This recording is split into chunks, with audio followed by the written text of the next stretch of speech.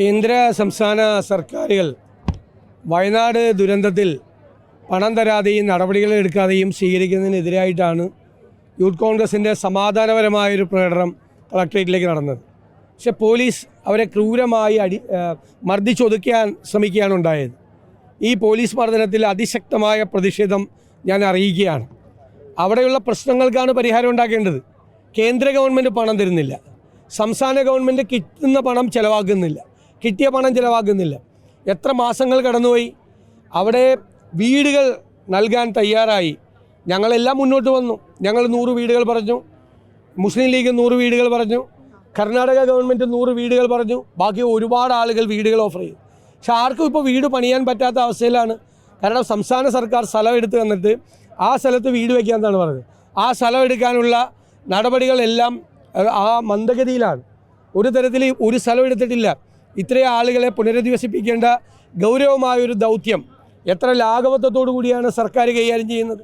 ഞങ്ങൾ ആദ്യം മുതലേ പൂർണ്ണമായ പിന്തുണ ഗവൺമെൻറ് നൽകിയിരുന്ന, പക്ഷേ ദൗർഭാഗ്യവശാൽ ഗവൺമെൻറ്റിൻ്റെ ഭാഗത്തു നിന്നും ആ നടപടികൾ ത്വരിതപ്പെടുത്താനുള്ള ഒരു ശ്രമവും കാണുന്നില്ല. കേന്ദ്ര ഗവൺമെൻറ്റാണെങ്കിൽ പൂർണ്ണമായ അവഗണന ഈ ദുരന്തത്തിലേക്ക് നൽകിയിരിക്കുകയാണ്. ഒരു പണം പോലും നൽകില്ല എന്നുള്ളൊരു നിലപാടിലേക്ക് കേന്ദ്ര ഗവൺമെൻറ് പോകുന്നു. അപ്പോൾ സ്വാഭാവികമായി ഉള്ള പ്രതിഷേധം ഉണ്ടാവും.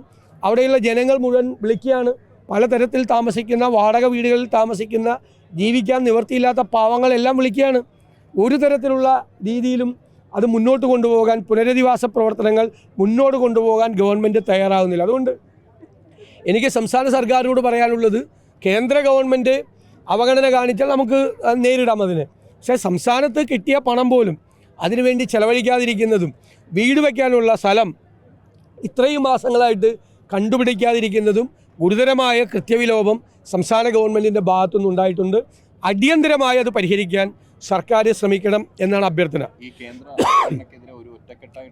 അല്ലെ, അവരുമായിട്ട് ഒരുമിച്ച് ഒരു സമരവും ഞങ്ങളില്ല, ആ പരിപാടിയില്ല.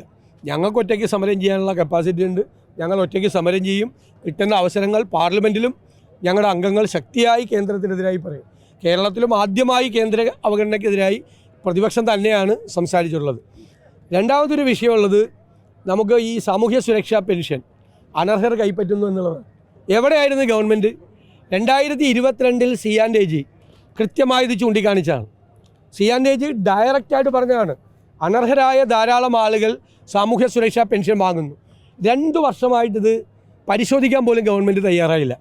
ഇപ്പോൾ ഗവൺമെൻറ്റിൻ്റെ സ്പാർക്ക് ഉണ്ട്, അതുപോലെ സേവന ഇതുണ്ട്, സോഫ്റ്റ്വെയർ ഉണ്ട്. ഇത് രണ്ടും കമ്പയർ ചെയ്ത് നോക്കിയാൽ തന്നെ അറിയാം ശമ്പളക്കാരാരെങ്കിലും സാമൂഹ്യ സുരക്ഷാ പെൻഷൻ മേടിക്കുന്നുണ്ടോ. ഇതുവരെ അത് പരിശോധിച്ചിട്ടില്ല, അന്വേഷിച്ചിട്ടില്ല, ഒരു തരത്തിലുള്ള അന്വേഷണം നടത്തിയിട്ടില്ല. ഇപ്പോൾ ഇതുമായി മുന്നോട്ട് വരാൻ കാരണം എന്താണ് എന്നെനിക്കറിയില്ല. എന്തായാലും ഗുരുതരമായൊരു കാര്യമാണ് സാമൂഹ്യ സുരക്ഷാ പെൻഷൻ അനർഹരായ ആളുകൾ വാങ്ങിക്കുന്നു എന്നുള്ളത്. അതിനെതിരായിട്ടുള്ള ശക്തമായ നടപടികൾ ഗവൺമെൻറ് സ്വീകരിക്കണം എന്നതാണ് ഞങ്ങളുടെ നിലപാട്.